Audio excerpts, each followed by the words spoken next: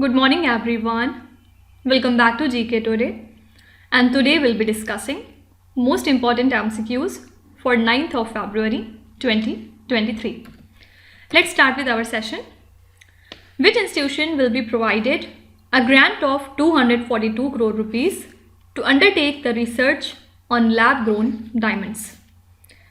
So as per a recommendation made by the Department of Commerce, IIT Madras will be provided a grant of 242 crore rupees for over a period of 5 years to undertake a research on the lab-grown diamonds. Okay. So basically in the Union Budget 2023, Union Finance Minister said that the lab-grown diamonds is a technology and innovation-driven emerging sector with high employment potential. Fine. So that's why here is a need to focus on this area. So IIT Madras will undertake this research on the lab-grown diamond. Fine. Next is Dholavira, which was seen in the news recently, is located in which state or the Union Territory? So Dholavira is believed to have been occupied by pre-Harappan civilization in around 3500 BC till 1800 BC. And also it was named as a UNESCO World Heritage Site in the year 2021. Why it is in news? Because the first G20 working group meeting will be held here in Rann of Kutch in the state of Gujarat. And during the occasion, delegates will be taken on an excursion to Dholavira site, which is the southern center of the Harappan civilization. So representatives from United Nations World Tourism Organization and International Labour Organization will also participate in this meeting. Okay. So correct answer would be Gujarat. Dholavira lies in the state of Gujarat. Next is, which country's Chief Justice is the chief guest of the 73rd Foundation Day of the Supreme Court of India? This is an important question. And the Chief Justice of Singapore country, who's that? Mr.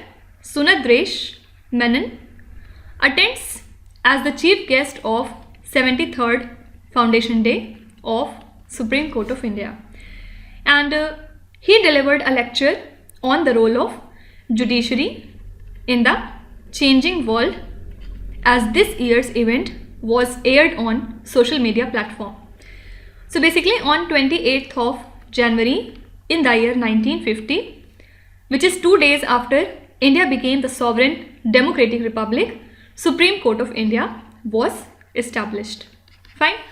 So here correct answer would be Singapore. What is the current strength of the Supreme Court? It is 32. Because 5 new judges have been appointed in the Supreme Court. And what is the sanctioned judicial strength of Supreme Court of India? It is 34. Okay. Maximum judges that Supreme Court can uphold is 34. Okay. And who is the current Chief Justice of India? This is D.Y. Chandrachud, and he is the 50th number of Chief Justice of India. Next is, which neighbouring country of India marked its 75th independence anniversary on 4th of February 2023? So Sri Lanka marked its 75th independence anniversary on 4th of February recently. And as we know that several activists, Buddhists and the Christians announced the boycott of the celebration in the capital. So basically a group of activists began a silent protest in the capital, and they condemned government's independence celebration and failure to ease the economic burden. And also university students attempted a protest march here. So you have to remember that Sri Lanka celebrates its independence on 4th of February every year, and this was its 75th edition. Okay. Next is, India agreed to establish a defense and energy bloc with which other countries recently? So the foreign ministers of France, India and the country UAE have agreed to establish a formal trilateral cooperation initiative. And this defense and energy bloc aims to promote international stability and prosperity, and to expand their defense ties with a focus on the Rafale fighter jets. Okay, so these three countries are India, France and UAE. Okay. Next is India's largest chopper plant is set to be inaugurated in which Indian state or the Union Territory?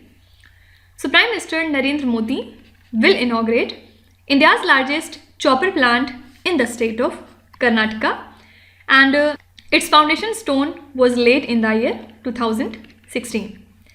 So it will be a greenfield helicopter manufacturing facility which will supply the choppers to the armed forces and cater for future export. Okay, so Hindustan Aeronautics Limited factory in Karnataka will initially produce the light utility helicopters on order by the armed forces. Okay, so this chopper plant has been inaugurated in the state of Karnataka recently. Next is Dolly Jahur and Ilyas Kanchan, who were seen in the news recently, are the eminent artists from which country? So these are the eminent artists from the country Bangladesh, and why they are in news? Because they will be honored with Lifetime Achievement Award for their contribution in the film industry.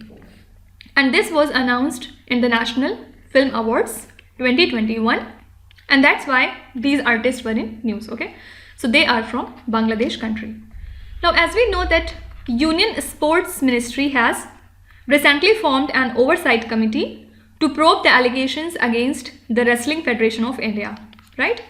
So basically we know that former wrestler Babita Fogart has joined the oversight committee panel, and this committee is also conducting an inquiry into the allegations of sexual misconduct, harassment, financial irregularities and administrative lapses of WFI.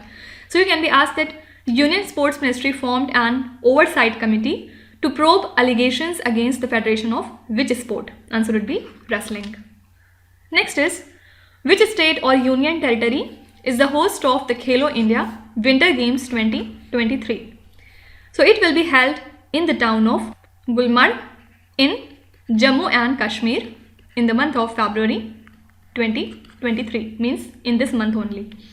And our Youth Affairs and Sports Minister Anurag Singh Thakur has recently launched the mascot and theme song, and the jersey for the third edition of Khelo India Winter Games were also launched. Fine. So here correct answer would be Jammu and Kashmir. Next is, as per the Union Budget 2023, what is the per capita income of India as of date? So Union Finance Minister Nirmala Sitharaman said in her budget speech that the per capita income in India has more than doubled to 1.97 lakh over the past 9 years. And not only this, EPFO membership has more than doubled to 27 crore. And also she announced that the government made the cash transfer of 2.2 lakh crore rupees under the PM Kisan scheme. Okay. So your correct answer would be 1.97 lakh rupees per annum. Okay. Next is, which state or the union territory child rights body has launched its WhatsApp chatbot for more effective interaction? This is Delhi Commission for Protection of Child Rights. It has launched its WhatsApp chatbot for more effective interaction, and this chatbot will be used for complaint registration, searching information and for tracking the complaint status. So basically it will be used by the Commission for nudge-based awareness communications to children, women and Anganwadi workers. Fine. Correct answer would be New Delhi. Also recently Punjab is in news. Why? Because the state government of Punjab has notified a policy to meter and charge the groundwater extraction by the industries and other establishment. So anyone with an existing bore well or digging afresh will have to take the permission from the Punjab Water Regulation and Development Authority. So there will be exemptions including the farmers who use the water for agricultural purpose and for the places of worship, also for drinking and domestic water supply scheme of the government, etc. Simply you can be asked that which state or the union territory recently notified the directions to charge groundwater extraction by industries and other establishment? Answer would be Punjab government. Last is, what is the agricultural credit target for the current fiscal year 2023 to 24 as per the union budget? So as per the union budget, the government proposed to increase the agricultural credit target to 20 lakh crore rupees with a focus on animal husbandry, dairying and fisheries. Okay. So the target has been increased from 18 lakh crore to 20 lakh crore rupees, and it is an increment of 11.11% year on year. So Agriculture Accelerator Fund will be set up to encourage the agri startups by the young entrepreneur, and the agriculture sector has been growing at an average annual growth rate of 4.6% in the last 6 years. Right? Correct answer would be 20 lakh crore rupees. So these are the most important current affairs and the news from today. And now let's start with our November 2022 current affairs revision session. And this is part 9 in this series. So today we'll be doing the questions from 121 up to 135. Let's see. Which country signed the Just Energy Transition Partnership in the G20 Summit 2022? So Indonesia country has signed this particular Just Energy Transition Partnership with international lenders and the major nations on the sidelines of the G20 Summit in Bali. So basically it will provide funding to help the country so as to increase its renewable energy usage and to reduce its reliance on coal. Okay. Which global group announced the Global Shield Insurance Initiative? This is G7. So G7 and V20 group of 58 climate vulnerable nations has launched this Global Shield Insurance Initiative at the COP27 Climate Summit in Egypt. Okay. Which institution created a new position called Professor of Practice? Answer would be UGC. UGC has created a new position to enable higher educational institutions to hire the professional expert. The Indian Navy began the nationwide defense exercise Sea Vigil 22 from which state? Answer would be Odisha. So they have started this exercise from the Paradeep port of Odisha state, and this was its 3rd edition. India and which country agreed to partner in digital partnership in future ICT, future mobile technologies and digital education? This is Finland. These two countries have agreed to partner in different sectors and they will emphasize on having institutionalized joint working group as well. Okay.